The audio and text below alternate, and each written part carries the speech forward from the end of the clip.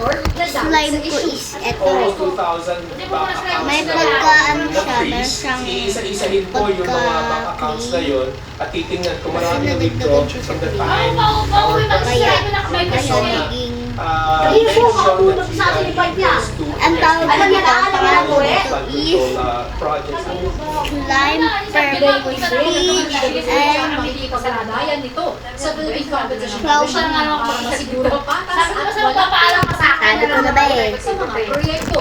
May nagsasabi dyan, shoutout na pala sa sa ano, malalaking business yung groups sa may bansa nagbigay na nito si magsagawa ng ano, sarili Maga, nilang yung background check sa mga shout opisyal na out itinalaga pala. niya sa central office. Subscribe niyo na Kasunod si ito ng mga ano, aligasyong may ilang miyembro ng Team Dizon na konektado sa mga kontratista.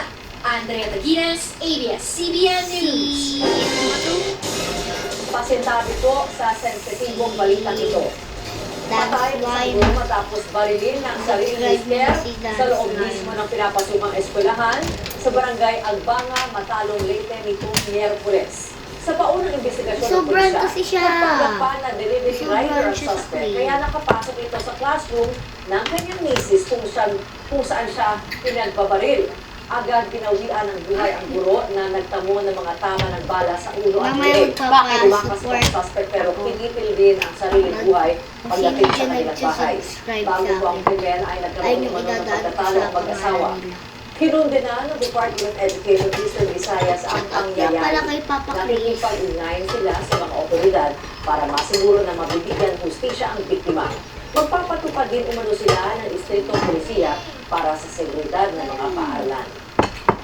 Para po sa mga may pinagdaraanan o mental health problem, maaari pong tumawag sa mga numero ng National Center for Mental Ganda Health niya, guys. para sa gabay ng mga Pero eksperto.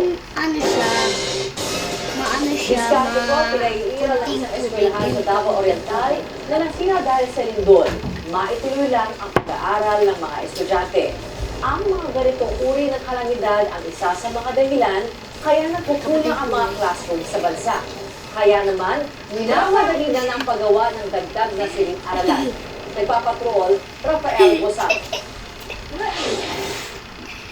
Nananatiling porsigido ang pamunuan ng Manay National High School na maipagpatuloy ng mga estudyante ang kanilang pag-aaral kahit pa napuruhan ng lindol ang kanilang paaralan. Nawasak ang tatlong palapang gusali na in-inspeksyon mismo ni Education Secretary Sonny Angara at Pangulong Ferdinand Marcos Jr. Ayon sa prinsipal ng paaralan, kinonvert na nila ang lahat ng ligtas na lugar doon bilang classroom. Huwag lang maputol ang klase ng mga bata. Shifting na lang kami.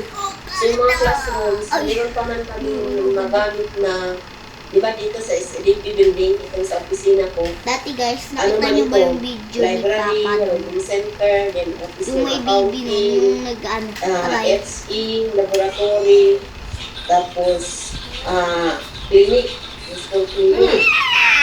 Kahit na ang kanilang gym, pati na kantin, ginawa ng classroom. Just imagine na ang mga classrooms meron ng mga TV.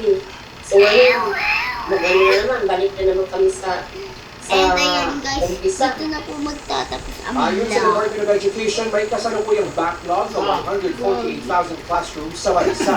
Bukod sa tumataas ng enrollment taon-taon, nakikita rin dahilan ang mga kalamidad gaya ng lindol at mga bagyo kung bakit nababawasan ang bilang Hanggang ng mga dito. silid-aralan. Sa Palay gamay ko. na siniseryoso umano ng pamahalaan. Marami rin tayo ng mga classroom na nasisira. Nagpapatigil po yan sa shortage. May So, doon pagkadami lang sa siya. namin nung una, Kaya ganun. ang inaasahan namin ay makapagtayo ng mga 4,800 Slime cake, classroom for slime, this slime 2026. purple clay. Bukod sa pondo ng gobyerno, sinabi ni Bartolome na And then, nakikipagtulungan gusto din ko sila sa sa pribadong vlog. sektor Bye-bye. para makapagpatayo ng karagdagang classroom.